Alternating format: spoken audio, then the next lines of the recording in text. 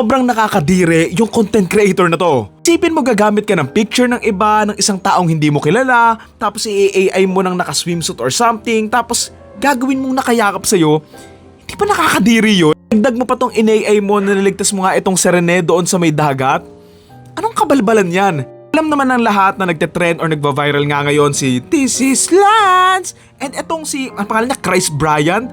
Nakakadiri talaga tong taong to. Hindi ka na nadala nung pinakita and hinawakan mo yung isang bungo na hindi mo naman dapat hinahawakan eh. Dag mo pa yung pagiging manyakis mo na pati yung batang anak ng isang artista gagamitin mo for content. Mismong tatay na yung nagsabi, ayaw nung bata na ma-videohan siya. Pero ikaw, video ka pa rin ng video. Mind you, minor yung anak nila Andy and J.K. Harris ito ha. So, hindi ko magets.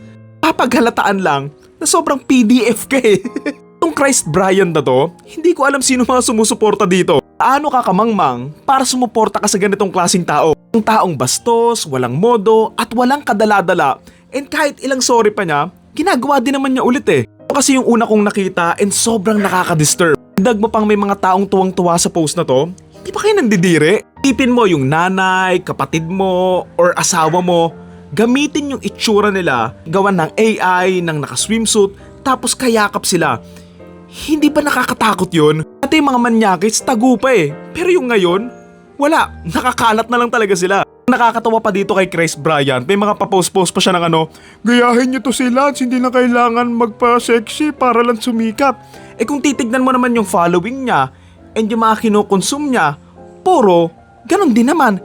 Kung ano yung feed mo, ayan yung mga pinapanood mo. Pilit ka kuno sa mga ganong babae, binabash mo sila, pero ikaw mismo, kinukonsume mo din yung content nila. Di ano ka, kinakain mo sarili mong suka. Lalo na nga yung picture na to, yung ginawan nga niya ng AI kay Rene, hindi ko alam anong tumatakbo sa utak niya nung nilagyan niya to ng prompt eh. Ibang message niya sa post na to na tipong kaya niyang iligtas si Rene dun sa mga oras na yon. Kaya ewan ko ha, sobrang disturbing lang na ginawan nga niya ng AI yung mismong itsura ni Rene sa ganyang klaseng posisyon. Alam ko naman cloud chaser and mahilig lang talaga mang rage bait yung kupal na yan.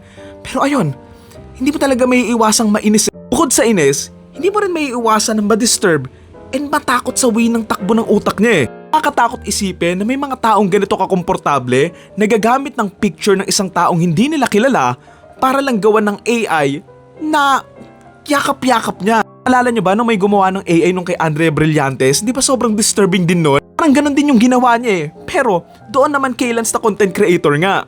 Sabihin ng iba, ay white knight ka lang. Ito lang yan. Paano kung yung kapatid mo, nanay mo, or yung girlfriend mo mismo, or asawa mo, gawa ng ganyan ng isang random na tao, hindi ka pa mababother? Kasi kung ikaw, okay lang sa'yo na gamitin yung picture ng taong mahalaga sa'yo sa isang kabalbalan na AI content, edi ikaw lang yon. Baka hindi mo talaga mahal yung tao na yon. Kaya if kampante siyang i-post yung mga ganito, who knows kung ano pa yung mga hindi niya pinapost. Alala ko nga nung nagsagada kami, pinag-uusapan siya ng mga taong yun kasi ayun yung kasagsagan nung pinakita niya yung bungo eh. Galit nga sa kanya yung mga tao kasi nga may mga tao ding natanggalan nga ng trabaho dahil nga sa kagagawan niya. Alam ko nagsorry siya about doon.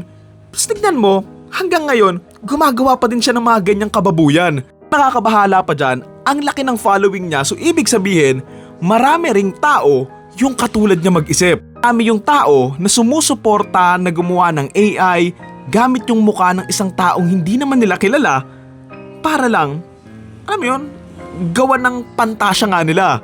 O yun lang, ang init.